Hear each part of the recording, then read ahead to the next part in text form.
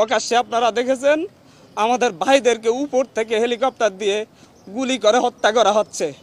এ এক নির্মম অরাজকতা এই দেশে নেমে আসছে, যার পরিপ্রেক্ষিতে আমাদের ভাইয়েরা 2 দিনের আলটিমেটাম দিয়ে সরকারকে এর বিরুদ্ধে ব্যবস্থা নেওয়ার কথা বলে 2 দিন আলটিমেটাম দিয়ে কর্মসূচি স্থগিত ঘোষণা করেছিল। কিন্তু তারপরও আজকে জগন্নাথ বিশ্ববিদ্যালয়ে গুলি হয়েছে। আমাদের সমন্বয়ক সহ 4 জন ভাইকে খুঁজে পাওয়া যাচ্ছে না। আসিফ মাহমুদ ভাই, আবু বাকের মজুমদার, আব্দুল কাদের এবং রশিদুল ইসলাম রিফাত, এদেরকে খুঁজে পাওয়া যাচ্ছে না। ওদের বাবা মা মর্গে তাদের সন্তানদের খোঁজ নিচ্ছেন, ডিবি অফিসে গিয়ে খোঁজ পাচ্ছেন না।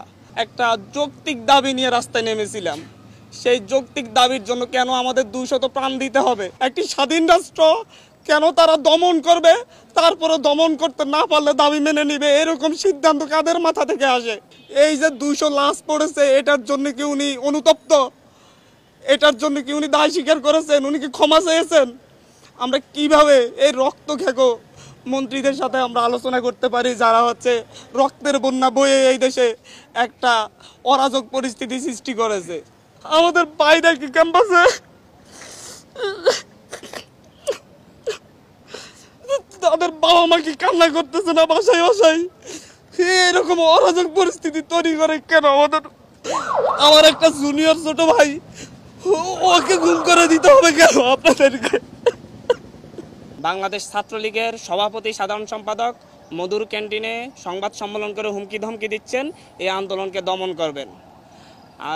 বাংলাদেশ আওয়ামী লীগের সেক্রেটারি জেনারেল এবং সড়ক ও সেতু মন্ত্রী ওবায়দুল কাদের সাহেব বলেছিলেন যে এই আন্দোলন দমন করার দায়িত্ব ছাত্রলীগের। আমি কোট করছি না, উনি এভাবে কথাটি বলেছিলেন, আপনারা মিডিয়ায় প্রচার করেছিলেন। জীবনকে সহজ এবং স্মার্ট করতে আপনিও নিয়ে আসুন ভিশন ওয়াশিং মেশিন, জীবনে আধুনিকতা। আমরা খুব দুঃখ ভরাক্রান্ত হৃদয় নিয়ে, কান্না জড়িত অবস্থা নিয়ে আমরা এখানে হাজির হয়েছি। আমরা গত মাসের 6 তারিখে 6 জুন হাইকোর্টের একটা রায়ের পরিপ্রেক্ষিতে বাংলাদেশের শিক্ষার্থীদের বিরুদ্ধে যে কোটা বৈষম্য চলে আসতেছিল, সেই বৈষম্যের বিরুদ্ধে ছাত্ররা খুবই শান্তিপূর্ণভাবে দীর্ঘ সময় ধরে আন্দোলন করে আসছিলাম। আমরা 30 জুন পর্যন্ত সরকারকে আলটিমেটাম দিয়েছিলাম যে অতি দ্রুত যেন হাইকোর্টের রায় স্থগিত করে আমাদের দাবিগুলো নিয়ে সরকার বিচার বিভাগের মাধ্যমে হাইকোর্টের রায় স্থগিত করে আমাদের দাবিগুলো নিয়ে আলাপ আলোচনা করে। কিন্তু 30 তারিখ পর্যন্ত সরকারের পক্ষ থেকে কোনো ধরনের আলাপ আলোচনা করা হয় নাই। পরবর্তীতে 1 জুলাই থেকে ছাত্রদেরকে সঙ্গে নিয়ে আমরা শান্তিপূর্ণভাবে 15 তারিখ পর্যন্ত আপনারা দেখেছেন বাংলাদেশের ইতিহাসে সবচাইতে শান্তিপূর্ণ আন্দোলন করে আসছিলাম। এর মাঝে সরকারের পক্ষ থেকে বিভিন্নভাবে আমাদের সাথে যোগাযোগ করা হয়েছিল, আমাদের দাবি দাওয়া মেনে নেওয়ার আশ্বাস দেওয়া হয়েছিল, বলেছিল আমাদের সাথে সংলাপের ব্যবস্থা করবেন। এমনকি প্রধানমন্ত্রী যেদিন রাতে চীন সফর থেকে ফিরে এসেছিলেন, সেই দিন প্রধানমন্ত্রীর একটি প্রতিনিধি দলের সঙ্গে আমি সহ আরও 2 জন সমন্বয়ক, মোট 3 জন মিলে বেইলি রোডের একটি রেস্তোরাঁয় বসে আমরা আলাপ করেছিলাম, তাদের কাছে আমাদের দাবি দাওয়া তুলে ধরেছিলাম। ওনারা প্রধানমন্ত্রীর কাছে বিষয়গুলো পৌঁছে দিবেন এবং কোনো মন্ত্রীর মাধ্যমে আমাদের সাথে সংলাপের ব্যবস্থা করবেন বলে সেদিন সন্ধ্যার মধ্যে একটি সংলাপের ব্যবস্থা করবেন বলে আশ্বস্ত করেছিলেন। আমরা দুপুর 11টায় যখন সেখান থেকে ব্যাক করি, ক্যাম্পাসে এসে আমরা জানতে পারি ডিএমপি কমিশনার হুমকি ধমকি দিচ্ছেন, ছাত্রদেরকে আর রাস্তায় দাঁড়াতে দিবেন না। বাংলাদেশ ছাত্রলীগের সভাপতি সাধারণ সম্পাদক মধুর ক্যান্টিনে সংবাদ সম্মেলন করে হুমকি ধমকি দিচ্ছেন এই আন্দোলনকে দমন করবেন। বাংলাদেশ আওয়ামী লীগের সেক্রেটারি জেনারেল এবং সড়ক ও সেতু মন্ত্রী ওবায়দুল কাদের সাহেব বলেছিলেন যে এই আন্দোলন দমন করার দায়িত্ব ছাত্রলীগের। আমি কোট করছি না, উনি এভাবে কথাটি বলেছিলেন, আপনারা মিডিয়ায় প্রচার করেছিলেন। তারপর থেকে আপনারা দেখেছেন 15 তারিখ 16 তারিখ থেকে সারা দেশের ছাত্রদের উপর যে অমানবিক নির্যাতন চলে আসছে, দমন করার এক হাতিয়ার নিয়ে আসছিল। ঢাকা বিশ্ববিদ্যালয় ক্যাম্পাস সহ সারা দেশের সকল পাবলিক বিশ্ববিদ্যালয়ে এক দানবের মতো লাঠিয়াল বাহিনী, পেটুয়া বাহিনী নেমে এসেছিল। রাতের আঁধারে জাহাঙ্গীরনগর বিশ্ববিদ্যালয়ে বহিরাগতদের দিয়ে অভিযান চালিয়েছিল। বিসির ভাষা ভাঙচুর করে সেখানে ছাত্রদের উপর নির্যাতন চালানো হয়েছিল। অনেক শিক্ষকরাও সেখানে আহত হয়েছিলেন। ঢাকা বিশ্ববিদ্যালয়ে সকালবেলায় দুপুরের দিকে পেটুয়া বাহিনী দিয়ে, টোকাইদের দিয়ে মেয়েদের উপর, নারী শিক্ষার্থীদের উপর, সাধারণ শিক্ষার্থীদের উপর যেভাবে হায়নাদের মতো হামলে পড়েছিল তা সারা জাতি দেখেছে। আর এরপরে কি হলো? এরপরে দেখা গেল এর প্রতিবাদে সারা দেশের মানুষ, সারা দেশের সাধারণ শিক্ষার্থীরা রাস্তায় নেমে এসেছিল। তার উপর চালানো হয়েছে ক্র্যাকডাউন। সেখানে ক্র্যাকডাউন চালিয়ে প্রায় আমরা এখন পর্যন্ত, যেহেতু আমরা অনলাইনের সাথে যুক্ত নই, মিডিয়ার মাধ্যমে যেটা পাচ্ছি সেখানে কোনো মিডিয়ায় বলা হচ্ছে যে 2 শতাধিক, কোনো মিডিয়ায় বলা হচ্ছে 3 শতাধিক। আমরা মনে করি এর চাইতে বেশি সংখ্যক আমাদের ছাত্র ভাইয়েরা খুনের শিকার হয়েছে। তাদেরকে রাস্তায় নির্বিচারে গুলি করে খুন করা হয়েছে। প্রকাশ্যে আপনারা দেখেছেন আমাদের ভাইদেরকে উপর থেকে হেলিকপ্টার দিয়ে গুলি করে হত্যা করা হচ্ছে। এ এক নির্মম অরাজকতা এ দেশে নেমে আসছে, যার পরিপ্রেক্ষিতে আমাদের ভাইয়েরা 2 দিনের আলটিমেটাম দিয়ে সরকারকে এর বিরুদ্ধে ব্যবস্থা নেওয়ার কথা বলে 2 দিন আলটিমেটাম দিয়ে কর্মসূচি স্থগিত ঘোষণা করেছিল। কিন্তু তারপরও আজকে জগন্নাথ বিশ্ববিদ্যালয়ে গুলি হয়েছে। আমাদের সমন্বয়ক সহ 7 জন ভাইকে খুঁজে পাওয়া যাচ্ছে না। আসিফ মাহমুদ ভাই, আবু বাকের মজুমদার, আব্দুল কাদের এবং রশিদুল ইসলাম রিফাত, এদেরকে খুঁজে পাওয়া যাচ্ছে না। ওদের বাবা মা মর্গে তাদের সন্তানদের খোঁজ নিচ্ছেন, ডিবি অফিসে গিয়ে খোঁজ পাচ্ছেন না। এক থানা থেকে আরেক থানায় তাদেরকে ঘুরপাক খাওয়ানো হচ্ছে। এ কোন স্বাধীন সভ্য রাষ্ট্রে আমরা বসবাস করতেছি? আমরা এই জাতির কাছে প্রশ্ন রাখছি, আমরা প্রধানমন্ত্রীর কাছে প্রশ্ন রাখছি। 71-এ কি 30 লক্ষ শহীদেরা রক্ত দিয়ে আমাদেরকে এরকম একটা রাষ্ট্র উপহার দেওয়ার জন্য রক্ত দিয়েছিলেন? এই পর্যায়ে আমাদের যেটা আমরা দেখতে পাই, আমরা তো একটা যৌক্তিক দাবি নিয়ে রাস্তায় নেমেছিলাম।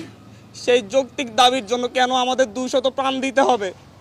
এই দেশের রাষ্ট্র ব্যবস্থার কাছে, সরকার ব্যবস্থার কাছে, শাসন ব্যবস্থার কাছে, এই দেশের বিচার বিভাগের কাছে, এই দেশের সংবিধানকে আমরা মাথায় রেখে আমরা প্রশ্ন করতে চাচ্ছি, একটা যৌক্তিক দাবি আদায়ে কেন 200 প্রাণ দেওয়ার পরে কেন সরকারের পক্ষ থেকে সংলাপের আহ্বান করা হবে? তার আগে কেন আহ্বান করা হয় নাই? কেন ছাত্রদের সাথে বসে এটা নিয়ে সমাধান করা হয় নাই? প্রত্যেকটা ক্ষেত্রে দমনের সিদ্ধান্ত কেন নিতে হবে একটি রাষ্ট্রকে? একটি স্বাধীন রাষ্ট্র কেন তারা দমন করবে, তারপরে দমন করতে না পারলে দাবি মেনে নিবে? এরকম সিদ্ধান্ত কাদের মাথা থেকে আসে? আজকে যে স্বরাষ্ট্রমন্ত্রীর আন্ডারের পুলিশ বাহিনী, যে স্বরাষ্ট্রমন্ত্রীর আন্ডারে র্যাব বাহিনী, যে স্বরাষ্ট্রমন্ত্রীর আন্ডারে বিজিবি বাহিনী, যাদের মাধ্যমে আমার ভাইয়েরা খুন হয়েছে, সেই স্বরাষ্ট্রমন্ত্রীর সাথে আমাদেরকে বসার জন্য আহ্বান জানানো হচ্ছে। উনি কি এই যে 200 লাশ পড়েছে এটার জন্য কি উনি অনুতপ্ত? এটার জন্য কি উনি দায় স্বীকার করেছেন? উনি কি ক্ষমা চেয়েছেন? আমরা কিভাবে এই রক্ত খেকো মন্ত্রীদের সাথে আমরা আলোচনা করতে পারি, যারা হচ্ছে রক্তের বন্যা বয়ে এই দেশে একটা অরাজক পরিস্থিতি সৃষ্টি করেছে? আমাদের সাথে তো আগেও বসা যেত, আমরা তো আলাপ আলোচনা করতে পারতাম, এর সমাধান হইতো। সরকারের যে যুক্তিগুলো তুলে ধরতো, আমরা আমাদের যুক্তিগুলো তুলে ধরতাম, সুন্দর সমাধান কি হতে পারতো না? এই লাশগুলোর দায় কে নিবে? আজকে এখানে আপনাদের কাছে দাঁড়িয়েছি, অবিলম্বে আমাদের ভাইদের যাদেরকে গুম করা হয়েছে, যাদের আমরা খোঁজ পাচ্ছি না, তাদের অবিলম্বে সন্ধান দিতে হবে।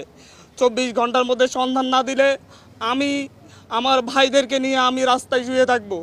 আমরা আমাদের ভাইদের খোঁজ না পাওয়া পর্যন্ত প্রয়োজন আমাদেরকেও গুম করে নিয়ে যান। আমরা কেন বাইরে থেকে কান্না করব? আমাদের ভাইরা কি ক্যাম্পাসে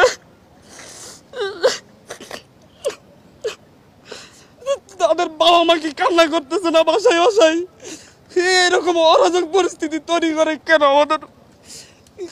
আমাদের ভাইদেরকে খোঁজ পাওয়া যাবে না? রিফাত রশিদের ভাই, রিফাত রশিদের বাবা পথে পথে কান্না করতেছে, ঘুরতেছে। ধানমন্ডি থানায় গিয়েছে, ধানমন্ডি থানা বলতেছে আমাদের এখানে না। শাহবাগ থানায় গিয়েছে, শাহবাগ থানা বলতেছে আমাদের এখানে না। নিউ মার্কেট থানায় পাঠাচ্ছে, নিউ মার্কেট থানা বলতেছে আমাদের এখানে না। তাহলে কোথায় পাবে রিফাত রশিদকে?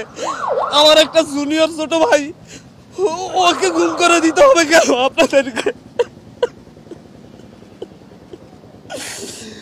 রেসিডেন্সিয়ালের একটা 16-17 বছরের ছেলেকে গুলি করে মেরে বেড়া হয়েছে।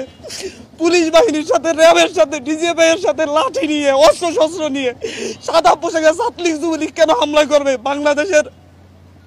বাংলাদেশের পুলিশ বাহিনী, বিজিবি এরা কি এতটা অপদার্থ হয়ে গিয়েছে যে আপনাদের সশস্ত্র গুন্ডা বাহিনীকে লাগবে আমাদের ভাইদেরকে নিধন করার জন্য? আমি আজকে সকালে পত্রিকা পড়তেছিলাম, পত্রিকায় দেখলাম যে বিভিন্ন মন্ত্রীরা, ক্ষমতাসীন দলের বিভিন্ন নেতারা হুমকি দিচ্ছেন এরপরও যদি আন্দোলন না থামে ওনারা দমন করবেন। ওনারা ছাত্র আন্দোলন দমন করার চিন্তা করেন।